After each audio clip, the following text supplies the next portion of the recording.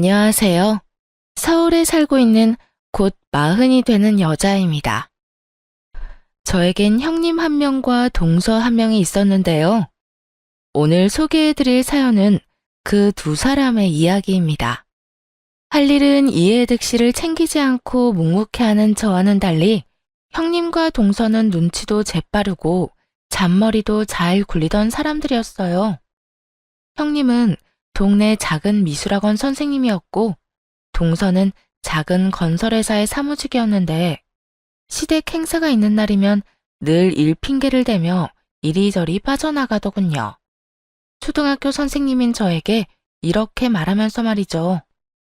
동서, 이래서 다들 공무원 하는가 보다. 나는 내 마음대로 스케줄을 정하지도 못해. 오늘도 봐봐. 원래 수업 없는 날인데 학부모 연락해와서 꼭 오늘 수업 들어야만 한다니까 어쩌겠어? 요즘 애들도 귀하니 그냥 알겠다 하는 수밖에. 회사원도 별반 다르지 않아요, 형님. 오늘 무슨 수를 써서라도 일찍 가려고 이번 주 내내 야근하면서 일 처리했는데 오늘 또 다른 일거리 주면서 야근하라고 하더라고요. 성질 난다고 때려치울 수도 없고. 어쩌겠어요? 그냥 해야지. 죄송해요. 오늘도 둘째 형님만 고생하시겠네. 단톡방에 올라오는 늘 같은 변명에 저는 화가 나지도 않는 지경이었죠.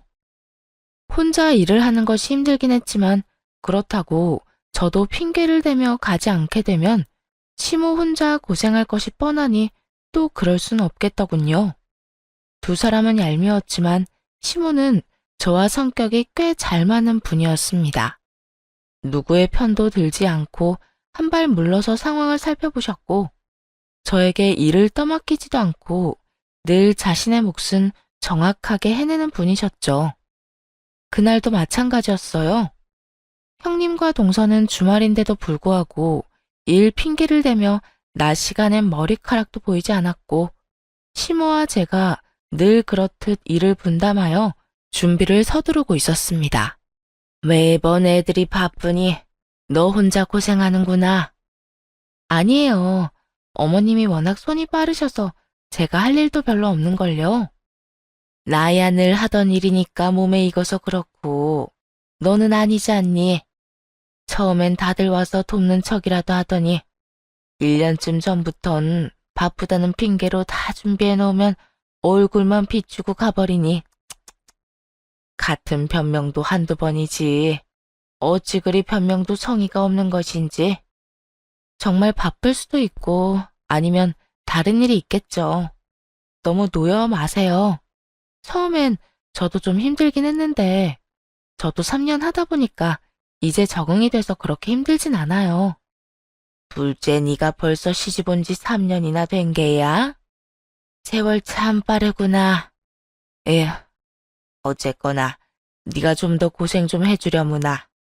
내가 죽기 전엔 이 제사 더 없애주고 갈 터이니 우리 다 죽고 나면 너희는 편히 살아. 일이 고돼도 시모가 마음을 저리 헤아려주니 위로가 되더라고요. 말 한마디에 천냥 빚을 갚는다더니 가끔 시모가 하는 공감과 위로의 말이 좋았습니다. 그렇게 시모와 이런저런 이야기를 하며 준비를 끝내고 나니 동서가 먼저 그 뒤를 형님이 따라 들어오더군요. 그리곤 약속이라도 한 듯 두 사람 다 봉투를 내밀더라고요. 수고비라면서요. 동서, 수고했어. 이거 얼마 안 되지만 오늘 몸고생했을 텐데 마사지라도 받아. 저도 얼마 안 되지만 준비했어요, 형님. 내일 맛있는 거라도 사드세요. 매번 감사하고 죄송해요. 고작해야 10만 원. 누굴 거지로 하는 것도 아니고 매번 얼마 되지도 않는 봉투로 인사치레는 충분히 했다고 생각하는 두 사람이 그날따라 얄밉더라고요.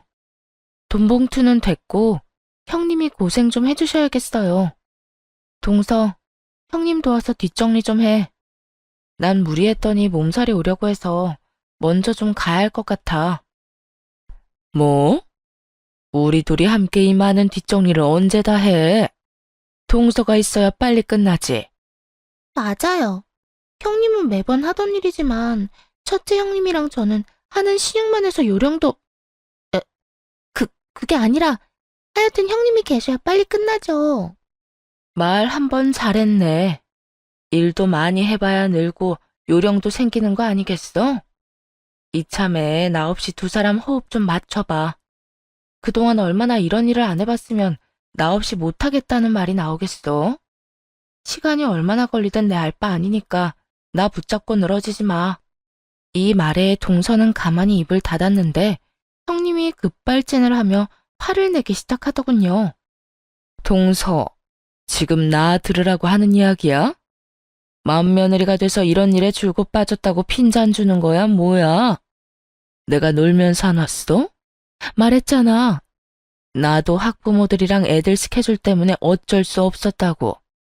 피차 잘 아는 사람들끼리 그 정도도 이해 못해? 제가 뭐라고 했나요?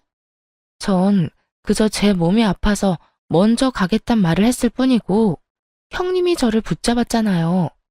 그래서 두 사람이 좀 알아서 하라고 했는데 제 말 어디에 핀잔이 있었나요? 왜요? 괜히 찔리나 봐요? 형님 말대로 일이 그렇게 돼서 못 온 건데 왜 혼자 재발절인 사람처럼 나를 세우세요? 형님은 어떻게 해서든 말싸움에서 이겨보려 입을 열었지만 그 순간 심호가 나서 그 상황을 깨끗하게 정리해버리더군요. 대놓고 제 편을 들어주며 말이죠. 몸이 안 좋으면 가야지. 둘째, 뒷정리는 신경 쓰지 말고 얼른 가보거라. 몸도 안 좋다는 애가 뒷정리까지 왜 신경을 쓰니? 여기 사람이 몇 명인데. 내가 네 남편한테 나가서 차에 시동 걸어 놓으라 했으니까 얼른 가보거라. 평소엔 며느리들 대화엔 절대 끼는 법이 없던 시모까지 나서 저의 등을 떠밀어주니 두 사람은 아무 말도 하지 못하더군요. 시모는 제가 평소에 좋아하던 음식까지 싸주며 배웅해 주셨고 저는 편안하게 집으로 돌아왔죠. 그리고 다음날 동서에게 연락이 오더라고요. 제가 가고 난 후 시모는 다른 날과는 다르게 뒷정리를 일절 돕지 않았고 그 와중에 형님은 게으름까지 피운 것인지 동서의 하소연은 끝이 보이지 않았습니다. 형님이 가시고 난 후에 첫째 형님이 어떻게 했는지 아세요? 배 아프다면서 화장실 가서 30분, 다리 아프다면서 앉아서 다리 만진다고 30분. 이런저런 핑계대면서 제대로 일도 안 하더라고요. 어떻게 그럴 수가 있어요? 배도 아프고 다리도 아팠겠지.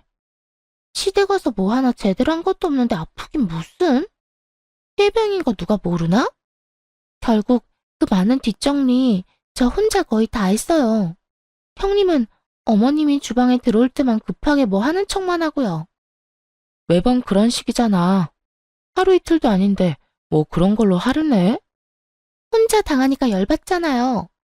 아니, 우리 시댁이 아무리 장남, 차남 구별 없이 아무것도 안 해준다고 했어도 맏며느리는 맏며느리잖아요. 어떻게 된 맏며느리가 그렇게 아무 일도 안 하려고 하는지.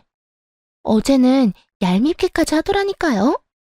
최근 두 사람 때문에 혼자 독박으로 고생한 사람이 저라는 사실은 전혀 생각지도 않은 듯 했어요.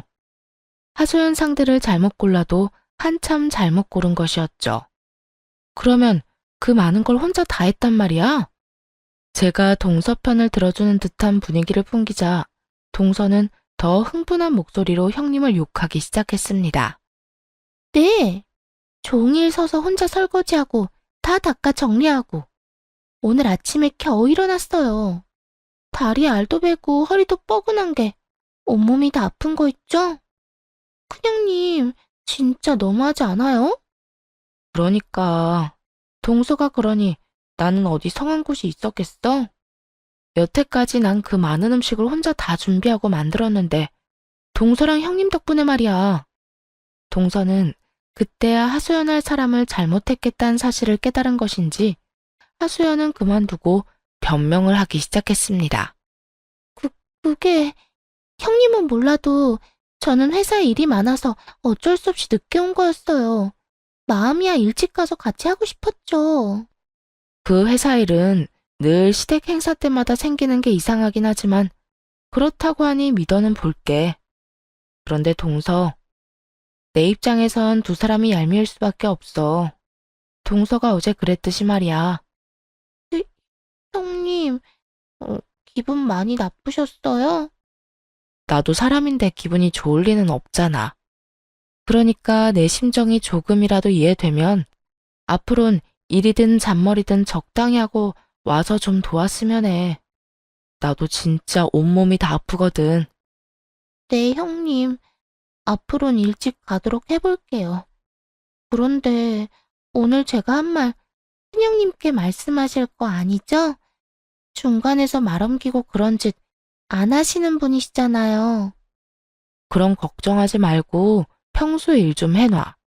다음 대사 때도 그렇고 김장 때도 그렇고 늦지 말고 일찍 와서 손 좀 보태려면 네, 노력해 볼게요. 굳이 보지 않아도 동서의 얼굴이 눈앞에 환하더라고요. 불만 가득한 입을 쭉 내민 그 표정이 떠올라 전화를 끊고 한참이나 웃었네요. 간만에 속이 다 시원했죠. 그 후 시댁에 크고 작은 행사가 있을 때마다 동서는 잠깐이었지만 돕는 척이라도 하려고 애쓰더군요. 물론 그 시간이 길지도 않았고 반복되지도 않았지만요. 반성의 의미보다는 혹시나 제가 형님께 자신이 형님을 흉본 것을 다 전할까 겁이 나서 하는 보여주기식의 행동, 그 이상도 그 이하도 아니었습니다. 그리고 김장철이 다가왔어요. 사람 고쳐 쓰는 거 아니라고 하더니 두 사람은 여전히 얼굴조차 비추지도 않더라고요. 자기들은 오지도 않으면서도 각자 남편들에게 덜렁 김치통만 쥐어보낸 꼴을 보는데 일은 하지 않아도 김치는 받아먹겠다는 그 시커먼 속내가 보여 배알이 다 뒤틀리는 듯 하더군요. 시모의 생각도 저와 별반 다르지 않은 듯 아들들에게 나를 세워 한 소리 하더라고요. 네 와이프들은 일은 하기 싫은데 김치는 받아먹고 싶다디? 일하지 않은 자 먹지도 말라는 말 몰라? 에이, 엄마. 그런 게 아니라 장남이 또 엄마 김치 없으면 밥을 못 먹잖아. 집사람은 학원 때문에 정신없어서 못 온다고 하니까 나라도 일 좀 돕고 김치 얻어가려고 왔지.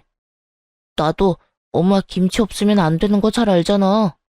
그래서 바쁜 집사람 대신 내가 대표로 왔어. 내가 대신 일하고 김치 좀 얻어갈게. 할 줄 아는 거라곤 참새처럼 입 벌려 받아먹는 것밖에 없는 인간들이 뭐든 다 할 수 있다고 어찌나 큰 소리를 치는지 화가 오르더라고요. 마침 양념도 다 만든 뒤였고 남은 건 큰 기술이 필요하지 않은 절인 배추에 양념을 버무리는 일만 남은 상황이었어요. 전 고무장갑과 앞치마를 벗어 시숙에게 주고 시모의 고무장갑과 앞치마를 벗겨 시동생에게 쥐어주며 이렇게 말했어요. 뭐든 다 하실 수 있다고 하니 뒷일 좀 부탁드릴게요. 만들어 놓은 양념 절인 김치에 버무려서 김치통에 차근차근 담고 뒷정리만 하면 돼요. 쉽죠? 재수씨, 아무리 그래도 이걸 남자 둘이 어떻게 해요? 맞아요, 형수님. 저흰 그냥 통에 담아놔 주려고 온 거라고요. 이딴 일 하려고 온 게 아니라고요. 그건 서방님 생각일 뿐이고 형님이나 동서 왔으면 두 사람 몫인 일이었을 테니까 두 사람 대신해서 온 아주버님이랑 서방님이 다 하세요. 어머님이랑 저는 나가서 좀 쉬다 올 테니까요. 그러면 수고하세요. 시모의 손을 이끌고 나오면서도 시모가 언짢아 하면 어떻게 하나 걱정했는데 표정이 저보다 더 밝더라고요. 속이 다 시원하다는 듯 유쾌하게 웃으시는데 걱정이 싹 날아가며 처음으로 고부관계를 내려놓고 사람 대 사람으로 대하며 좋은 시간을 보냈습니다. 아침부터 이것저것 준비하느라 밥도 제대로 먹지 못했던 터라 값비싼 고깃집에 가서 배도 채우고 경치 좋은 곳으로 가 커피도 한잔 했고요. 쉴 새 없이 수다도 떨다 보니 밤이 다 되어서야 시댁으로 돌아가게 되었죠. 죽이 되든 밥이 되든 이번 김장은 망했다는 생각으로 돌아가니 각자 남편에게 연락을 받고 온 형님과 동서가 일을 다 끝내고 소파에 앉아 저희를 기다리고 있더라고요. 부부싸움이라도 한 것인지 남자들은 보이지도 않았고 두 사람은 사전에 계획이라도 세운 듯 동서는 시무를 데리고 방으로 들어가 버리고 형님은 저를 데리고 작은 방으로 가더군요. 동서, 이게 뭐 하는 짓이야? 남자들이 뭐 할 줄 아는 게 있다고 그 사람들한테 일을 다 떠넘기고 나가버리면 어떻게 해? 그걸 그렇게 잘 아는 사람이 남편 손에 김치통만 덜렁 쥐어서 보냈어요? 일 대신하라고요? 일을 하기 싫으면 김치 욕심이나 내질 말지. 형님이야말로 그게 무슨 치사스러운 짓이에요? 뭐? 치사? 욕심? 무슨 말을 그렇게 해? 어차피 김장 넉넉히 하는데 우리한테 나눠줘도 되는 거잖아. 동서네가 일일이 가져다주는 수고스러움이라도 덜어줄까 해서 남편이라도 보내줬으면 고마워할 줄 알아야지. 어디서 끝까지 큰 소리야? 형님이야말로 끝까지 뻔뻔하네요. 바빠서 못 온다는 사람이 남편 전화에 이렇게 달려와서 김장도 끝내고 뒷정리까지 한 걸 보니 바쁘다는 말은 다 거짓말이었나 봐요. 그건 때마침 오기로 한 애가 못 온다고 해서 겨우 시간 내서 온 거라고. 그걸 지금 믿으라고 하는 말인가요? 형님은 제가 바보라도 되는 줄 아나 봐요. 저 바보 아니거든요. 누가 동서 보고 바보라고 그랬어? 사실을 사실대로 말했을 뿐인데 왜 자학을 하고 그래? 사실은 무슨 거짓말인 거 다 알고 있어요. 매번 거짓말로 넘어가는 거 뻔히 알면서도 눈 감아줬으면 최소한 통만 쥐어서 보낼 생각은 말았어야죠. 사람 약 올리는 것도 아니고 그게 뭐 하는 짓이에요? 동서, 평소에 쌓인 게 많은 건 알겠는데 지금 너무 버릇없다는 생각은 안 해? 완전 하극상이지 하극상. 내가 서열로 보나 나이로 보나 동서보단 윗사람이야. 아무리 기분이 상했다고 해도 예의는 갖추란 말이야. 예의를 그렇게 중시하는 사람이 나이 많은 시어머니는 죽어라 일하는데 이때껏 코빼기도 안 비쳤던 거예요? 그런 말을 하려거든 평소에 행동이나 똑바로 하고서 하세요. 그딴 식으로 굴어놓고 이제 와서 위계질서 같은 것 따지면 그 말이 와닿기나 하겠어요? 코빼기도 안 비쳤다니. 나도 그렇고 막내 동서도 그렇고 바쁘기 전에는 누구보다 일찍 와서 일 도맡아서 했어. 이거 왜 이래? 전 그게 언제적 이야기인지 기억도 안 나는데 형님 기억력은 참 남다르네요. 하여튼 전 앞으로도 이런 식으로 형님이나 동서가 치사하게 굴면 똑같이 치사하게 굴 거니까 그런 줄 아세요. 한치의 양보도 없었던 말다툼을 끝낸 후 집으로 돌아가려고 하니 두 사람은 제 몫의 김치는 따로 챙기지도 않았더라고요. 기대도 하진 않았지만 기분이 나쁜 건 어쩔 도리가 없더군요. 이미 형님과 한 차례 실랑이를 하느라 기운이 다 빠져 그냥 집으로 돌아가려는데 시모가 저를 붙잡고 형님과 동서에게 한 소리 하기 시작했죠.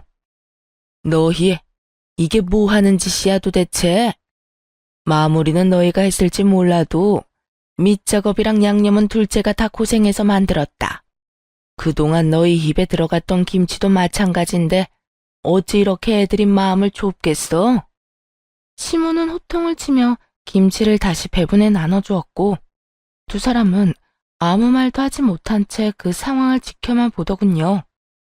내 이때껏 두 사람이 뭘 하든 너희들이 일이니 아무 말 안 했는데 이런 짓은 좀 너무하지 않니? 양심도 생각도 없는 동물도 아니고 앞으로 이런 치사한 짓은 하지도 말거라. 알겠어? 단순히 김치만 두고 하는 말이 아니었습니다. 시모는 이때껏 있었던 일을 다 지켜보고 있었다는 의미를 담아 말했고 두 사람도 그 숨은 뜻을 모를 리가 없었죠. 하는 수 없이 두 사람은 저에게 억지 사과를 하고 집으로 돌아갔고 그 후 앙심을 제대로 품었는지 하는 척만 하는 신용은 점점 더 심해지더군요. 고생스럽긴 했지만 시모와 성격이 잘 맞는 편이라 시댁에 갈 때마다 고부 갈등은 없다는 걸로 위안을 삼곤 했습니다. 그러던 어느 날 집에 혼자 있던 시모가 화장실에서 넘어지는 일이 일어났어요. 다행히 큰일은 없긴 했지만 아찔한 순간이었네요. 시모는 넘어진 즉시 두 아들에게 먼저 연락을 했다고 하더라고요. 시숙은 장남이고 시동생은 그나마 제일 가까운 곳에 살았던 터라 먼저 생각이 났다고 했어요. 하지만 두 사람은 전화조차 받지 않았고 형님과 동서도 마찬가지였죠. 결국 시모는 남편에게 연락을 했고 곧장 가지 못하는 남편이 저에게 연락을 주어 제가 바로 병원으로 가게 되었습니다.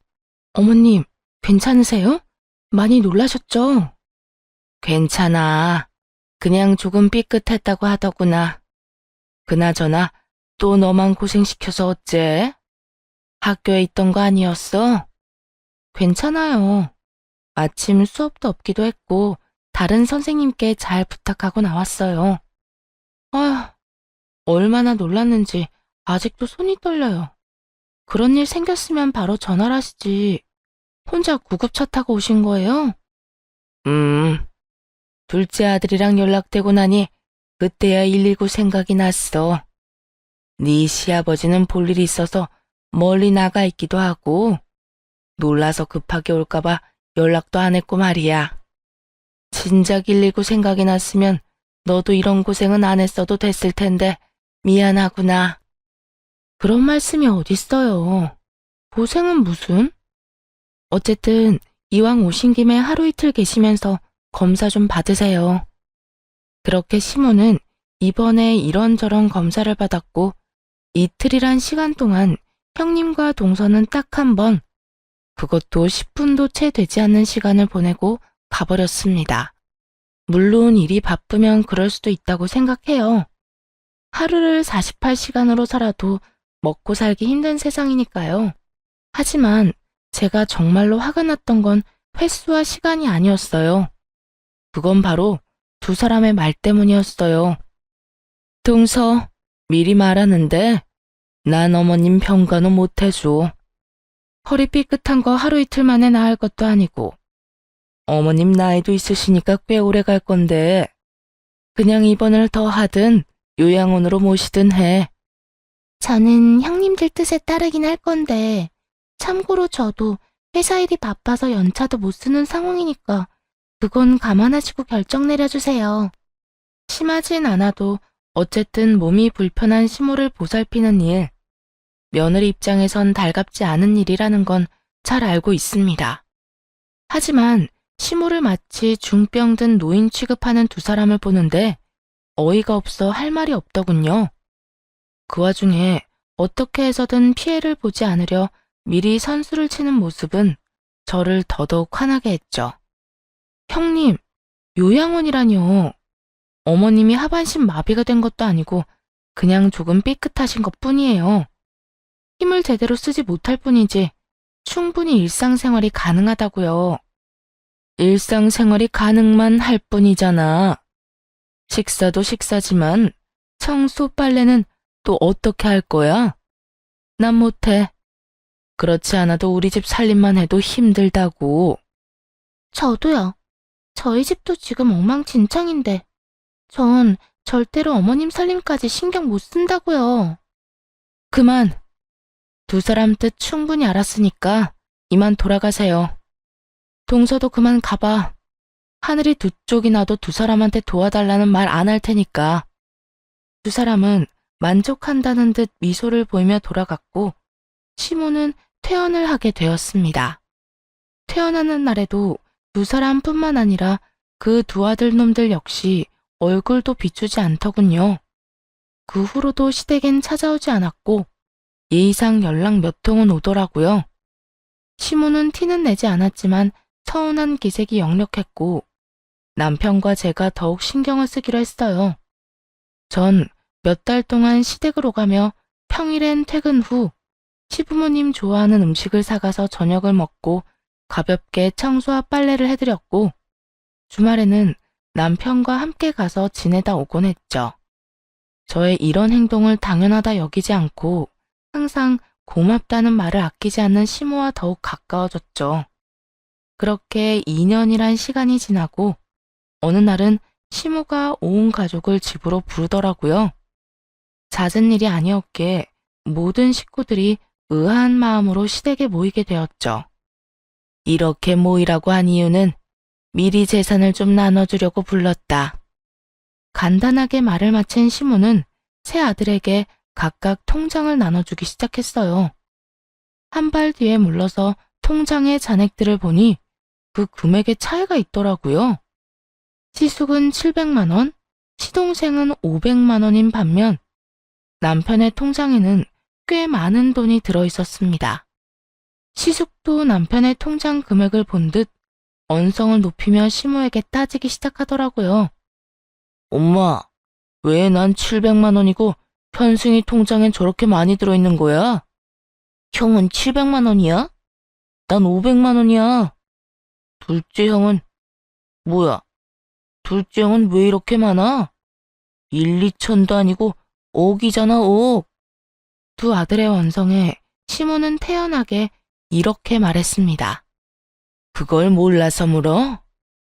너희 통장에 든 돈은 이날 이때껏 너희가 우리한테 준 용돈 모은 돈이다. 그래도 장남이라고 막내보다 200만 원 더 줬더라. 그리고 둘째 내는 이때껏 우리한테 돈도 돈이지만 마음을 많이 써줘서 결혼할 때 받은 집값까지 보태서 넣었다. 모두들 상상하지도 못한 돈이었죠. 평소 시부모님들은 이런 말씀을 틈만 나면 했으니까요. 우린 너희한테 할 만큼 했다. 이날 이때껏 키워주고 공부도 원하는 만큼 다 시켜줬고 결혼할 때 집도 적은 돈으로 가지게 해줬으니 말이다. 그러니 더는 우리한테 기대하지 마라. 남은 우리 돈은 우리가 알아서 다 쓰고 죽을 것이니 잘 보이려고 애쓰지도 말거라. 물론 처음엔 형님과 동서는 이 말을 믿지 않고 시댁 행사에 잘 참여하며 한 푼이라도 더 뜯어내보려고 노력했었습니다. 하지만 시부와 시모는 이 말이 100% 진심이라는 듯 하나둘 처분하신 돈으로 여행도 다니고 병원도 자주 오가며 돈을 아끼지 않고 쓰셨어요. 저 이야기도 반복해서 하시기도 했고요. 작정하고 한번 쓸 때마다 꽤 큰 돈을 쓰는 시부모님들을 보며 그 추세라면 물려받을 것이 없다고 생각한 형님과 동서는 그때부터 시댁일에 손을 놓기 시작했던 것이었죠. 시모는 아무 말도 하지 않고 새 자식과 새 며느리가 어떤 식으로 구는지 지켜봤고 그 결과가 통장에 찍힌 금액으로 나타난 것이고요. 저와 남편은 얼떨떨한 마음에 아무 말도 하지 못하고 있었고 화가 난 시숙은 시모에게 언성까지 높이며 모함을 지르더라고요. 아무리 그래도 이건 차별이 너무 심하잖아. 현승이가 엄마한테 잘해봤자 장남인 나보다 잘했겠어? 장남인 너보다 훨씬 더 잘했어. 지난 몇 년간 너희는 우리 집에 무슨 일이 일어나든 관심도 없었던 반면 둘째네는 내가 다친 이후론 주일마다 우리 집에 와서 무슨 일이든 먼저 나서 도와주곤 했다. 평일에도 마찬가지고 말이야. 그건 우리도 마음으론 100번, 1000번 더 오고 싶었다고. 그런데 일이 바쁜 걸 어떡해? 둘째네는 둘 다 집에서 노는 애들이니? 쟤들도 일하고 바쁜 애들이야. 그리고 평소에는 그렇다고 쳐도 집안 행사에라도 너희가 똑바로 참석이나 한 적이 있니? 매번 이런 핑계 저런 핑계만 댔지. 핑계가 아니라 진짜 바빴다니까. 어쨌든 참석 안 하는 건 너희 마음대로 했듯 우리 재산 우리 마음대로 주겠다는 거니까 더는 군말하지 마. 시모의 말에 시숙은 말을 잇지 못했고 시동생 역시 입이 10개라도 할 말이 없는 상황이었죠. 화는 나지만 그 누구도 쉽사리 나설 수 없는 그 상황에 형님이 나서 급하게 반성하는 척을 하더라고요. 어떻게 해서든 시모의 마음을 돌려보려 갖은 애를 쓰며 말했죠. 어머님, 저희가 이때껏 너무 무심했던 거 인정해요. 그건 정말 죄송하게 생각한다고요. 아무리 그렇다고 해도 이건 차별이 너무 심하잖아요. 차별? 네가 한 짓은 생각지도 않고 차별이라고 말을 하고 싶은 게야? 저도 제 나름대로 최선을 다했다고요. 최선? 맏며느리라는 게 뭐 하나 앞장서서 하기는커녕 어떻게 해서든 일 한 번 안 하려고 잔머리만 굴리는 거 내가 몰랐다고 생각하니? 너 하는 꼬락선이 보기 싫어서 이때까지 집에 안 오는 것도 아무 말도 안 하는 거였다. 시모는 그간의 서운함을 쏟아내듯 숨 한 번 쉬지 않고 형님을 몰아붙이더군요. 형님은 억울하다는 표정으로 시모를 바라보았고 상황을 지켜보며 타이밍을 노리던 동서가 용서를 구하기 시작했죠. 어머님, 저희가 다 잘못했어요. 앞으론 둘째 형님네보다 더 잘할 테니까 저희한테도 기회를 좀 주세요. 기회는 몇 년 동안 충분히 줬다. 긴 시간 지켜보고 깊이 생각하고 내린 결론이니 긴 말 하지 마. 장남, 차남 구별 없이 다 안 주신다고 하셔놓고 이건 좀 아니잖아요. 어머님께서 이렇게 따로 챙겨둔 돈이 있다는 걸 알았다면 저흰 둘째 형님네보다 더 잘했을 거라고요. 돈 바라고 하는 효도가 무슨 의미가 있어? 그리고 둘째네는 우리가 이럴 줄 알고 그렇게 잘한 줄 알아? 뭐 좀 알았는지 누가 알겠어요? 말이야 바른 말이라고 요즘 같은 세상에 누가 시댁일에 나서서 하고 싶겠냐고요. 특히나 맏며느리도 아닌데요. 너희 다 똑같이 아무것도 모르는 상황이었고 그 상황에서 둘째네만 우리한테 헌신적이었어. 난 줄 돈 다 줬고 더는 번복할 생각 없으니 얼른 다 돌아가. 속 시끄러워. 시모는 방으로 들어가 버렸고 형님네를 선두로 동서네까지 화가 잔뜩 난 채 나가버리더군요. 그땐 다신 시댁에 발길도 하지 않을 사람처럼 화를 내곤 가버리더니 그 후 시댁에서 일이 있을 때마다 누구보다 빠르게 와서 온갖 일을 스스로들 하더군요.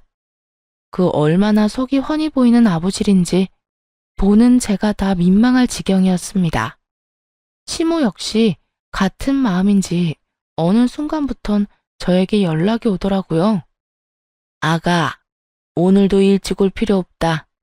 천천히 볼일 다 보고 늦게 오거라. 네? 설마 형님이랑 동서 벌써 왔나요? 아침부터 와서 안 해도 되는 일까지 다 한다고 난리들이다. 진작 저렇게 좀 하지. 이제 와서 저런다고 달라지는 것도 없거늘. 하여튼 여기 상황은 이러하니 너까지 와서 힘쓸 필요 없어. 네, 알겠어요. 그러면 시간 맞춰서 갈게요. 그래, 정 바쁘면 안 와도 되니까 여긴 너무 신경 쓰지 마.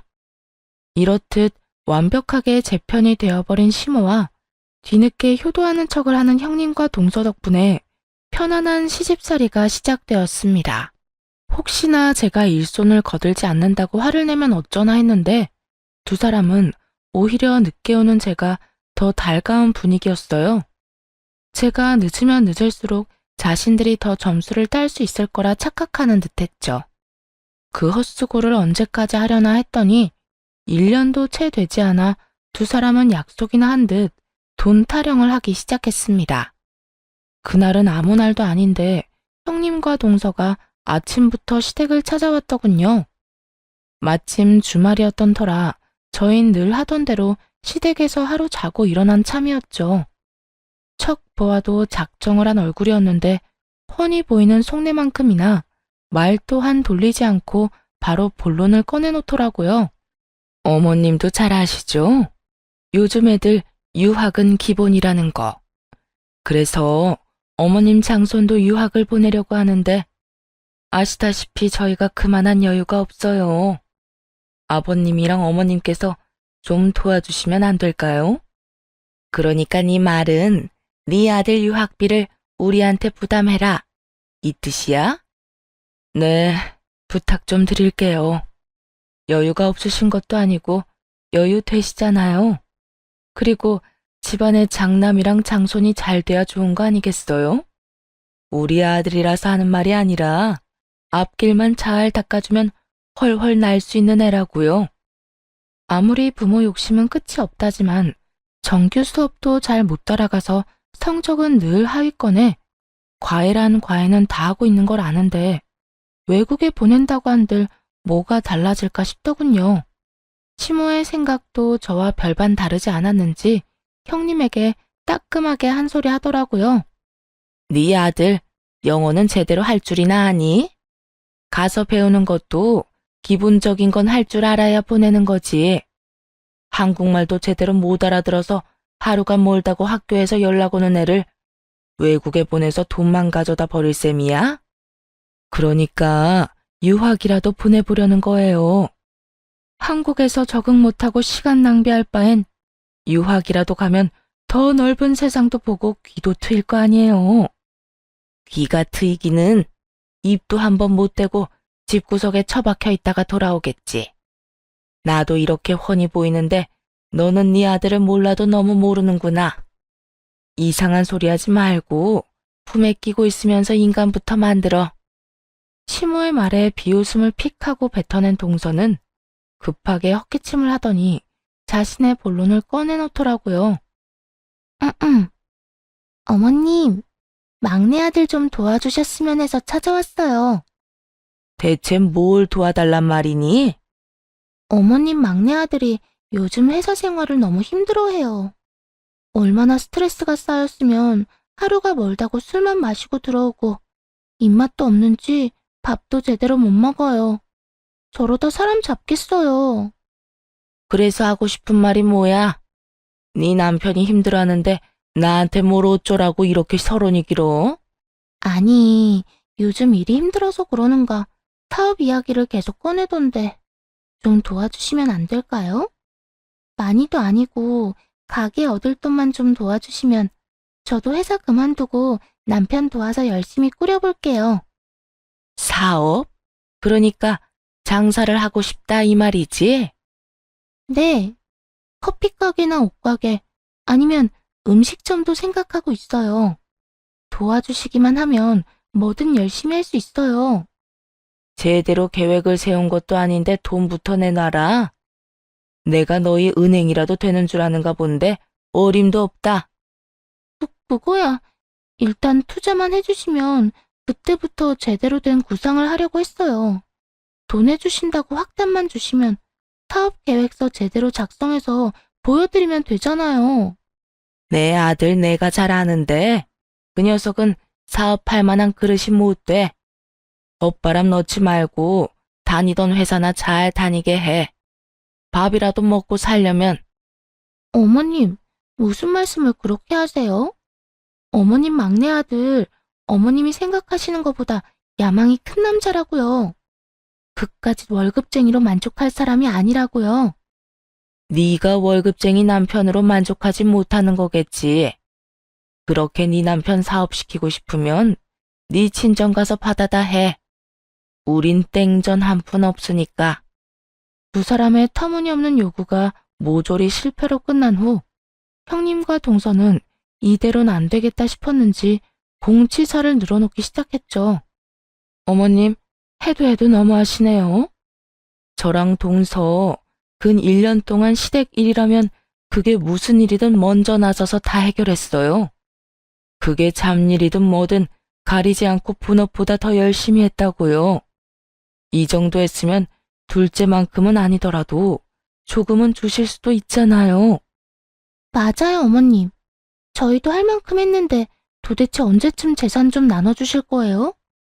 주는 사람 마음도 중요하지만 받는 사람이 필요할 때 주셔야 그 고마움이 더 큰 거 잘 아시잖아요. 저희 지금 돈 필요하다고요. 너희 지금 내 앞에서 공치사 짓거리라도 하겠다는 거야, 뭐야? 내가 너희한테 언제 일하라고 부추기기라도 했어? 너희 스스로 콩고물이라도 떨어질까 싶어서 헛수고한 거 아니냐? 돈을 주실 게 아니었으면 저희가 그렇게 일할 때 하지 말라고 하셨어야죠. 일은 일대로 시키시고 돈은 안 준다고 하면 그거야말로 도둑놈 심보가 아닌가요? 도둑놈 심보? 첫째 너 말 한 번 잘했다. 고작 1년 눈에 훤히 보이는 아부나 떨어놓고 그 큰 돈을 내놓으라고? 내가 아니라 지금 너희가 하는 이 짓이 도둑놈 심보라는 걸 알아야지. 뻔뻔한 것도 정도가 있지. 어디서 돈 내놓으라고 큰 소리야? 시무는 한바탕 역정을 내곤 바로 두 아들에게 전화를 걸어 형님과 동서를 데리고 가라고 호통을 치더군요. 얼마 지나지 않아 두 사람이 시댁으로 들어왔고 시무는 더욱 화가 난 얼굴로 두 아들에게 고함을 내질렀습니다. 이 물건들 얼른 내 눈앞에서 치워라. 어디 마누라 앞세워서 부모 주머니에서 돈 빼내 나갈 궁리를 해? 내가 너희를 그렇게 키웠어? 그냥 보아도 시모의 화가 머리끝까지 난 것을 알겠는데 시숙은 눈치가 없는 것인지 생각이 없는 것인지 도리어 큰 소리로 화를 내기 시작하더군요. 엄마, 계속 이런 식으로 나오면 나 아버지랑 엄마 노후 책임 못 져. 장남이 괜히 장남인 줄 알아? 뭐야? 너 지금 나 협박하는 게야? 현실이 그렇잖아. 아버지나 엄마 지금보다 나이 더 먹고 힘 없어지면 어쩔 수 없이 나한테 기대야 할 텐데 그때 가서 얼마나 후회하려고 지금 이러는 거야? 맞아, 엄마. 둘째 형이 지금이야 엄마가 돈 줬으니 저렇게 잘해도 돈 떨어지고 집만 되는 날이 오면 그때도 아버지나 엄마를 잘 챙길 것 같아? 그렇게 되기 전에 우리한테도 고루고루 나눠줘야 우리도 아버지나 엄마를 잘 모실 거 아니야. 시모가 몸이 불편해 한동안 고초를 겪을 때도 단 한 번 찾아온 적도 없던 사람들이 뚫린 입으로 부모 마음에 대못을 제대로 박더군요. 시모의 두 눈엔 한심함, 실망감 등 여러 감정이 뒤섞여 있었죠. 그 순간이었습니다. 방에서 모든 이야기를 듣고 있던 시부가 무서운 표정으로 나와 곧장 두 아들의 뺨을 올려붙이더군요. 이 녀석들이 네 엄마가 알아서 한다고 나서지 말라고 해서 가만히 듣고만 있었더니 부모 알기를 뭐로 알고 이딴 막말을 하는 게야? 아버지, 저흰 그런 게 아니라 너무 둘째네만 챙기시니까 섭섭한 마음에 그랬어요. 맞아요, 아버지. 형이나 저도 요즘 아버지하고 엄마한테 한다고 하는데 그건 알아줄 생각도 하지 않으시잖아요. 고작 그거 해놓고 돈을 달라고? 그렇다면 너희도 우리한테 돈 내놓거라. 이때껏 키워주고 먹여주고 장가까지 보내준 돈, 그리고 너희 키우느라 매일같이 마음 졸인값까지 다 돈으로 환산해서 내놔. 시부는 돈 타령을 하는 두 아들에게 똑같이 돈으로 맞대응하기 시작했죠. 시숙은 물론이고 시동생까지 말문이 막혔는지 그저 원망스러운 눈빛으로 시부를 보고만 있더라고요. 시부는 그런 모습이 더욱 화가 난다는 듯 더욱 단호하게 상황 정리를 하며 선포를 했습니다. 둘째한테 줬듯이 너희 통장도 물론 있었다. 너희가 하는 걸 보고 언젠가 주려고 했었어. 그런데 오늘 네 녀석들이 하는 꼴을 보니 그 돈으로 실버타운 예약이나 하는 게 맞겠어. 어디 부모한테 노후를 빌미로 되지도 않는 겁박이야, 겁박이. 아버지, 막내는 몰라도 장남인 저한테까지 이러시는 거 아니죠. 제사 물려받을 것도 저고 두 분 돌아가시면 제사 모실 사람도 저라고요. 형, 그런 말이 어딨어? 우리 집은 원래 장남, 차남 차별 없는 거 잊었어? 그깟 제사 나도 모실 수 있다고. 아, 제사가 걱정인 게야? 걱정하지 마라.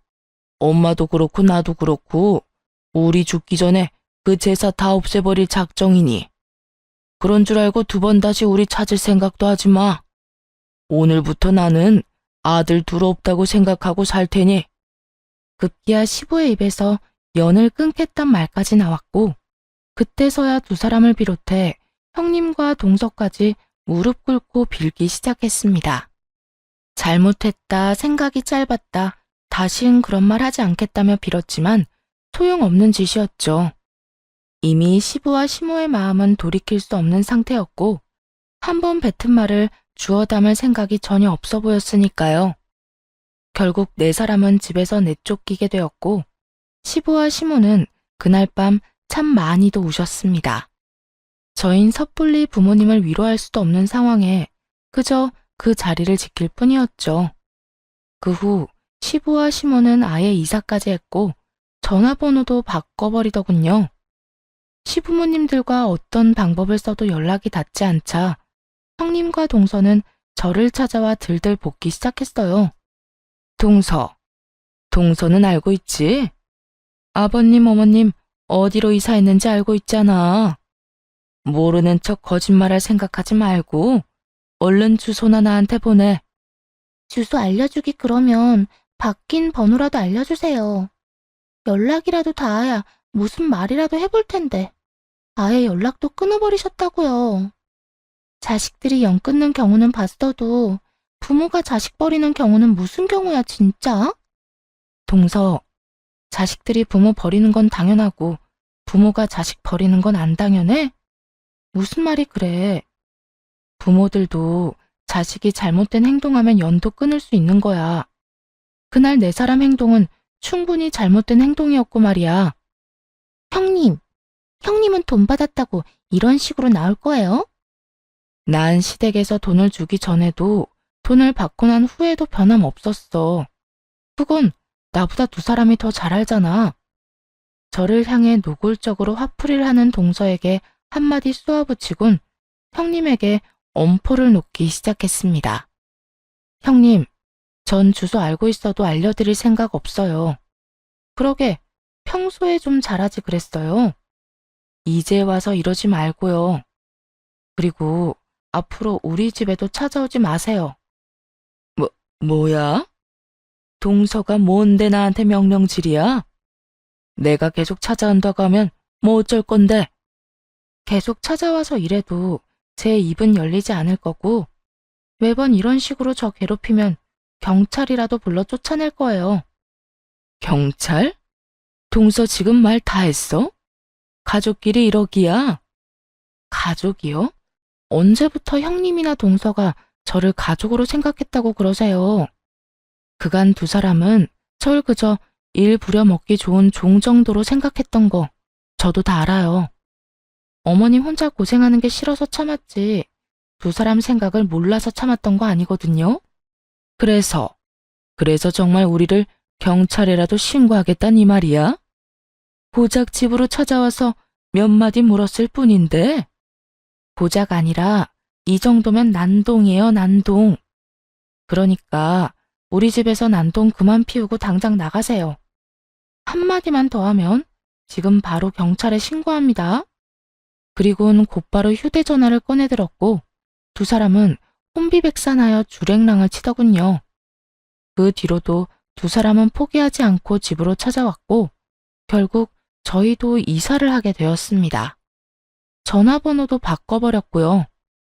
그러게 평소에 중간이라도 하지 잔머리만 굴리며 시댁 무시하더니 제 몫을 놓친 것도 모자라 부모님이라는 든든한 뒷배마저 사라진 꼴이 보기 좋다 싶었네요. 그 후 들어보니 형님네는 당연히 장남 몫이 있을 거라 생각했는지 머리도 나쁜 아들 교육시킨다고 가랑이가 찢어졌다고 하더군요. 빚내서 학군 좋은 곳으로 이사도 하고 가해도 계속 시키고 있다고요. 동선에도 썩 유쾌한 상황은 아니었습니다. 시동생과 동서는 결국 회사는 그만두고 퇴직금과 퇴출을 받아 가게를 오픈했지만 6개월도 채 되지 않아 망하기 직전이라는 이야기를 들을 수 있었네요. 그렇게 2년 가까운 시간이 지났어요. 그 사이 시부모님들은 친정 근처로 이사를 했고 저희도 그 근처로 집을 다시 옮겼어요. 시부모님들은 마음이 많이 안정된 상태이고 요즘에 친정 부모님들과 자주 시간을 보내고 있습니다. 저녁이면 함께 산책 겸 운동도 하시고 낮에는 함께 모여 식사도 하며 느즈막이 좋은 친구 사이로 가깝게 지내고 있어요. 매년 2번 여행을 다니시곤 하는데 저희는 시부모님께 받은 돈을 여행 경비로 쓰고 있어요. 저희 이름으로 된 집도 있고 버는 돈으로 충분히 생활이 되기도 하기에 그 돈을 욕심내지 않고 감사한 마음으로 부모님들을 위해 쓰기로 한 것이죠. 앞으로도 이렇게만 살아가려고요. 저희 생활도 잘 즐기고 부모님들도 즐겁게 하루하루를 지낼 수 있게 말이에요. 이렇게 사연이 끝이 났네요. 긴 이야기였을 텐데 끝까지 들어주셔서 감사합니다. 다들 감기 조심하시고 행복하세요.